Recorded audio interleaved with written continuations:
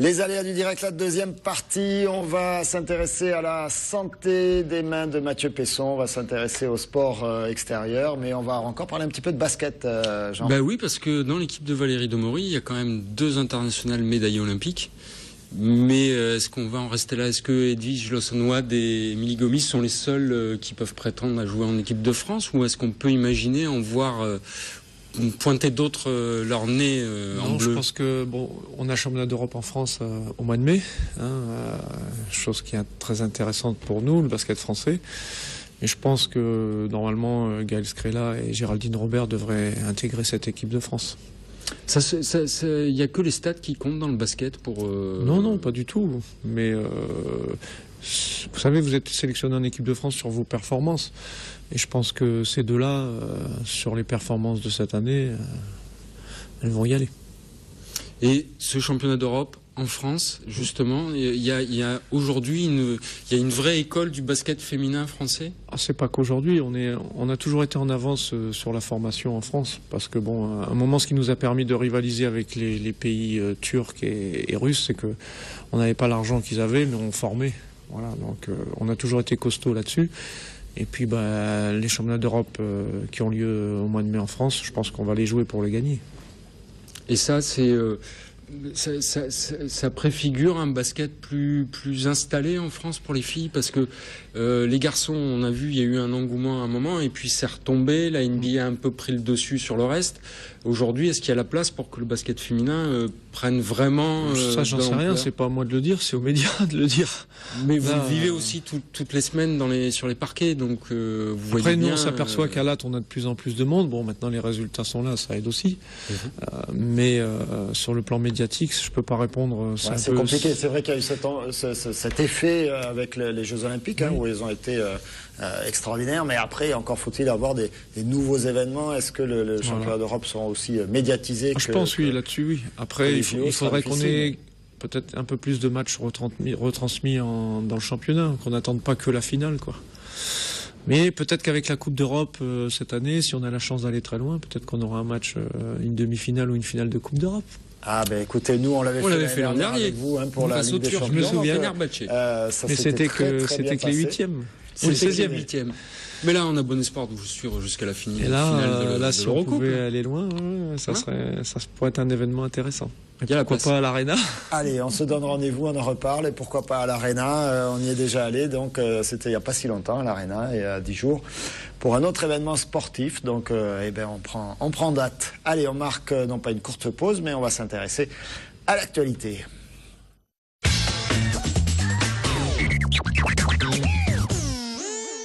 Avec le comeback de Marlène. Ça va, Marlène?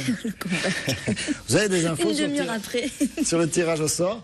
Pas du tout. Pas du tout, 19h, à partir de 19h. Donc on peut être tiré au début ou à la fin, le tirage au sort de la Coupe de France de football, évidemment. Vous voulez nous parler politique? Oui, plutôt pour commencer, oui. On reparle des élections législatives partielles sur la 6e circonscription de l'Hérault, avec un avantage pour l'UMP à Béziers. Eliabou a obtenu 42,61% des voix. L'ex-député UMP obtient donc une nette avance face à la socialiste Dolores Roquet, 27,73% des suffrages exprimés. Et avec 23,37% des votes, la candidate du Front National, France Jamais, ne sera pas présente au second tour. En cause, le faible taux de participation. Seulement 41,58% des inscrits sont allés voter au premier tour. Le second tour, c'est dimanche prochain.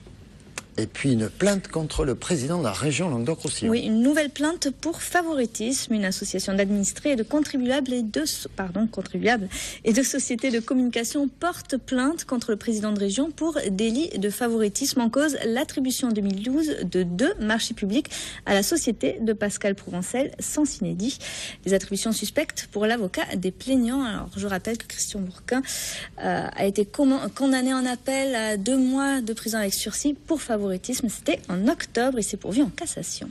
sur une affaire qui remontait au siècle précédent. Oui, tout à fait, en 1999. 1999. Cheval colère.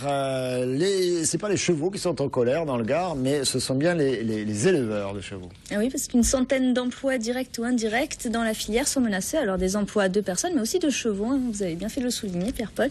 Ils étaient donc une trentaine ce matin à manifester devant la Chambre d'agriculture de Nîmes pour protester contre le passage de la TVA à 19,6%. Un passage exigé par l'Europe, même si le gouvernement a annoncé que cette hausse ne serait pas effective en 2013. Le collectif Cheval Colère reste mobilisé. Mobilisation générale. Ouais. La météo, mobilisation générale contre le froid. On est passé de 0 à -1 tout à l'heure. Tout à l'heure, je vous donnais la météo d'après-demain. Donc là, je vais vous donner la météo de demain. Demain, il fait beau, il n'y a pas de passage nuageux, mais il fait encore plus froid que -2 à Nîmes. Voilà. -1 à Béziers, -2 à Nîmes. Non, mais ça va pas bien. Exactement, -2 à Nîmes et à Avignon. Mais ça se réchauffe un peu l'après-midi. On attend entre 4 et 8 degrés sur le Gard. C'est pas des températures. Et ça s'arrange pas pour le reste de la semaine. Bravo, merci Marlène. Le journal complet de l'heure d'action, c'est à 19h30, bien sûr. On garde tous nos invités, on parle de quoi? De volleyball? Allez, un peu de volleyball. Avec ça jouait ce week-end. l'Arago qui gagne et Montpellier. L'Arago qui s'impose 3-7-0 à Nantes, Narbonne qui s'impose 3-7-2 face à Avignon, et puis Montpellier qui s'impose aussi 3-7-2 face à Tourcoing. L'Arago est second du championnat avec 25 points derrière Tours. Nantes est 3e, Narbonne 9e et Montpellier 11e avec 11 points. Ouais, je vous passe les histoires de classement où si vous marquez 2-7, vous marquez un point. Ah oui, vous avez ne comprend rien, mais en tout cas, ça fait un classement. Mais c'est pas si difficile. On va essayer de s'y retrouver. Les filles aussi, malheureusement, les Biterroises, elles ont perdu sur leur parquet 3-7-2 face au Hainaut. Malgré tout, elles sont 3e du championnat avec 20 points à 10 points de Cannes, toujours première. Et comment va Mathieu Pesson? Ça va, ça connaît mieux. Ça a eu Mathieu Pesson, il en peut plus parce que depuis fin septembre, il joue pas au water polo. C'est juin. J'ai raté les finales. Parce qu'il a enchaîné les blessures. Mais la blessure, c'est fin septembre. Hein. Ouais, la blessure fin septembre. Mais avant ça, j'ai eu 3 mois d'arrêt pour la triple fracture de côte qui m'est arrivée lors des. Il y a eu la blessure finales. du printemps, la blessure de la rentrée. Ouais. Donc je suis verni. Donc ça fait 6 mois que je suis en inactivité là et 6 mois que j'ai pas joué. Donc ça commence à faire beaucoup. Mais là, ce soir, vous avez rendu visite à votre kiné et vous aviez le sourire en sortant. Oui, un début de sourire, on va dire. Petite lueur d'espoir, oui, parce qu'en fait, apparemment, il aurait donné plus ou moins le feu vert pour la reprise des matchs. Donc maintenant, il faut une concertation avec les chirurgiens, voir ce que lui en pense et voir comment je peux revenir, parce qu'il est clair que je vais pas revenir, par exemple samedi et jouer 4 périodes. Il faut savoir que la blessure que j'ai eue est très très grave et je pense pas que d'un coup de baguette magique je vais plus avoir mal, donc c'est quand même très douloureux. Je reprends l'entraînement depuis un mois et demi et la reprise du ballon a été très dure.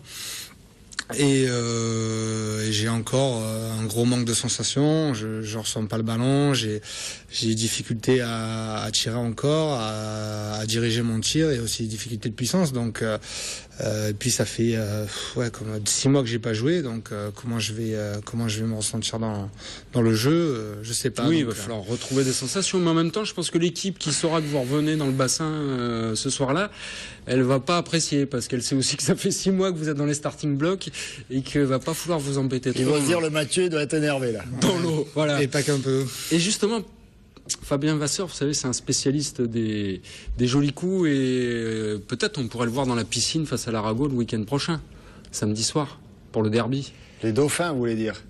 J'ai dit l'Arago. Je pensais voler, mais c'est un ballon aussi. Jean-Brun, c'est une catastrophe. Arago dauphin, vous le saviez. Oui, on va voir, on va discuter.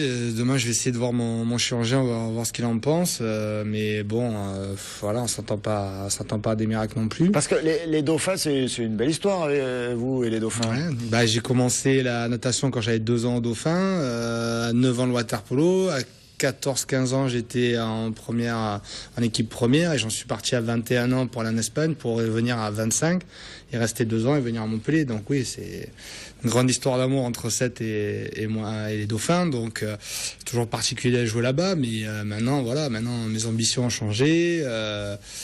mon côté professionnel a changé aussi. Je suis complètement à Montpellier maintenant et on a réalisé de belles choses avec ce titre.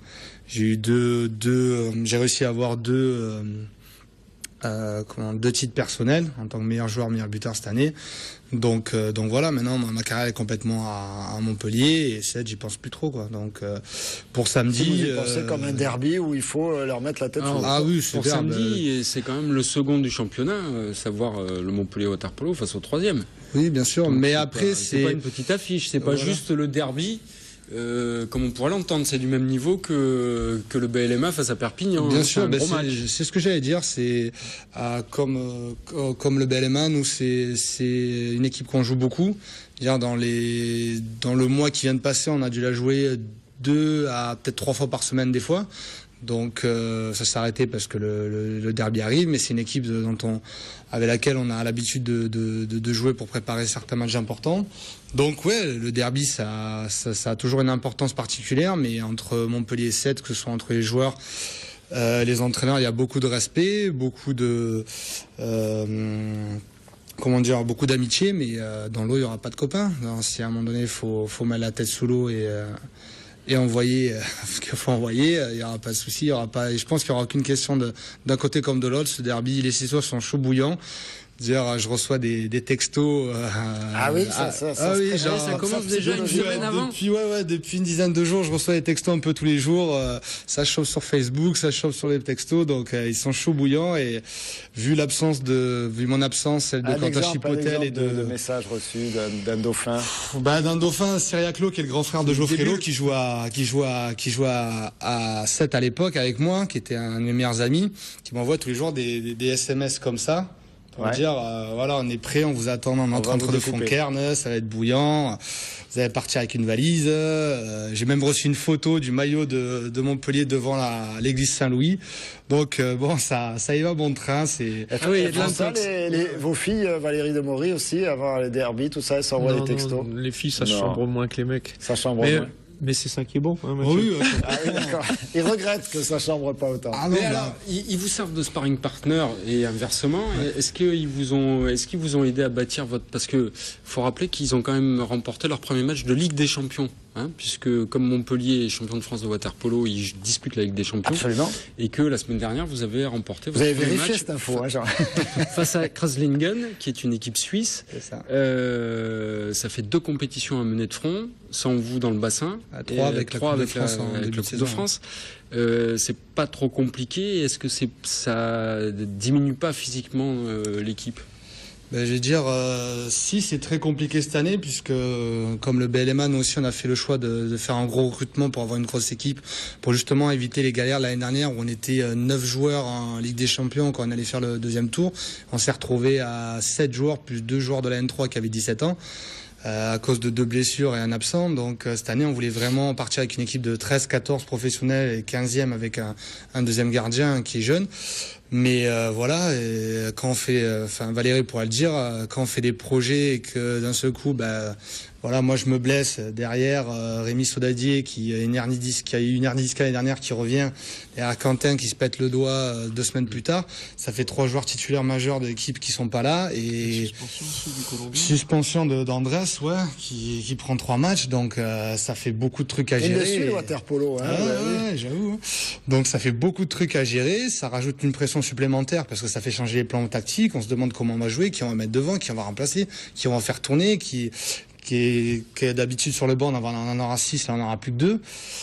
Donc c'est dur, mais bon, la préparation, les matchs de préparation, ça nous sert énormément puisque Valérie peut le savoir, quand on fait des matchs entre nous, l'intensité n'est pas la même. Quand une équipe joue entre elles, on est toujours là, brancher le copain, à dire vas-y, je te laisse passer, je te laisserai marquer un point, ou vas-y.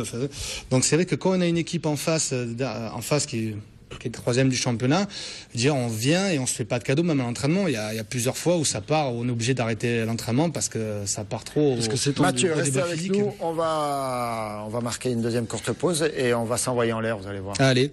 Vous êtes prêts? Ouais, pas de problème. Et puis ça donnera des idées d'entraînement pour les stages d'intersaison à Valérie Demory. Je sais pas, on lui posera la question. Allez, à tout de suite.